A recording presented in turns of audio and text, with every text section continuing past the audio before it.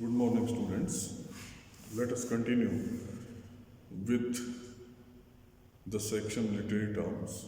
Today we are going to discuss metaphor and onomatopoeia. Metaphor is a figure of speech. Basically, it is a figure of speech. It is a word or expression which means one thing in literal sense is applied to an altogether different thing.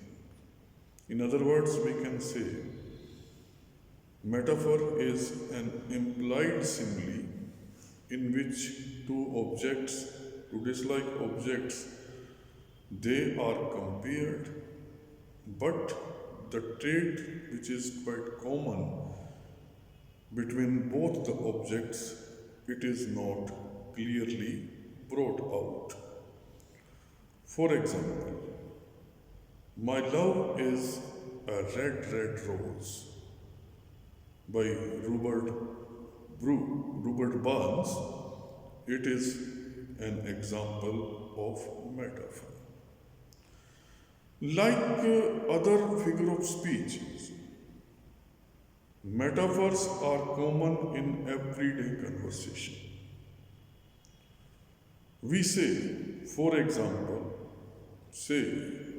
Usha is a rose, knowing fully well that she is nothing of the kind, but for rhetorical force, the metaphor is used. In one of his sonnets, Wordsworth says of England, she is a fen of stagnant waters. William Blake also talks about the state of England in the following lines. And did the countenance divine shine forth upon our clouded hill?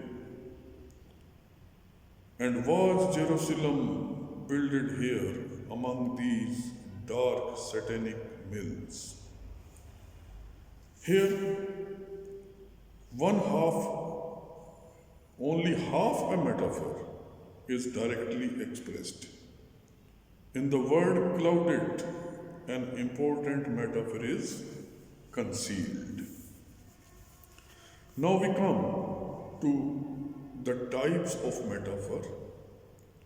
Generally speaking, there are four kinds of metaphor. Number one, decorative metaphor. Number two, functional or organic or structural metaphor. Number three, dead metaphor. And number four, mixed metaphor. Whereas number one is concerned, decorative metaphor is one when a metaphor serves to point out an idea which can be expressed in other ways. For example, ship of state.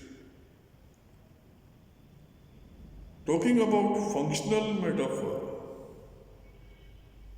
when a metaphor conveys a complex feeling and thought that it cannot be expressed in any other way, it is called functional, organic, or structural metaphor.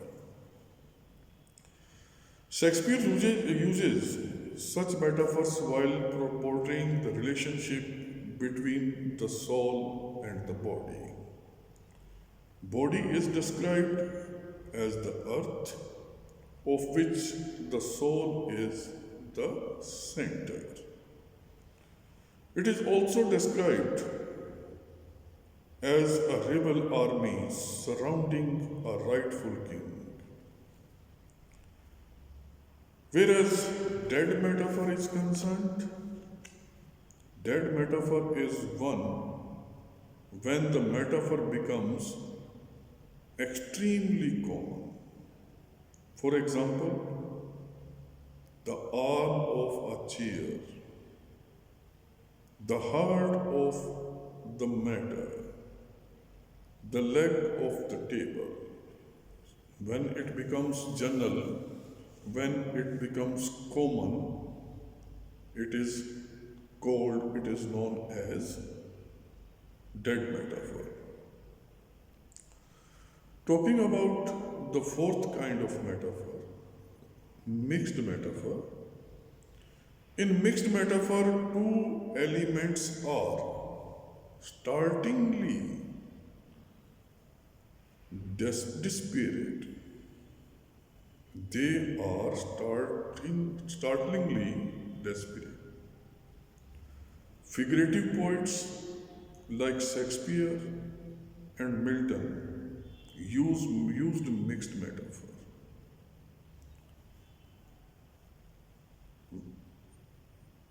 Whereas A.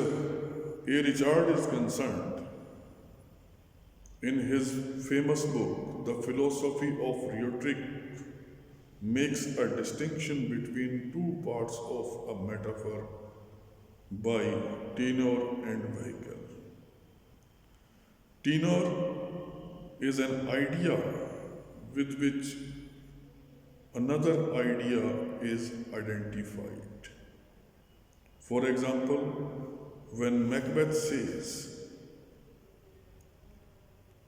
that life is but a walking shadow, life is a tenor of a metaphor in which walking shadow is the vehicle. This is all about the literary term metaphor.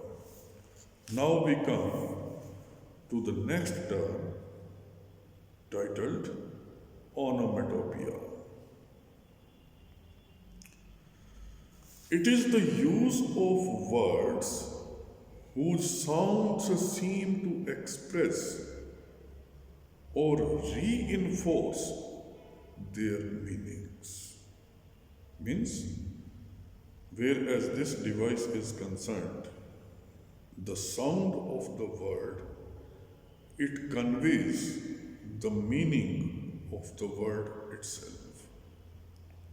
For example, certain words such as hiss, bang, borrow, budge, rattle imitate the sounds they represent.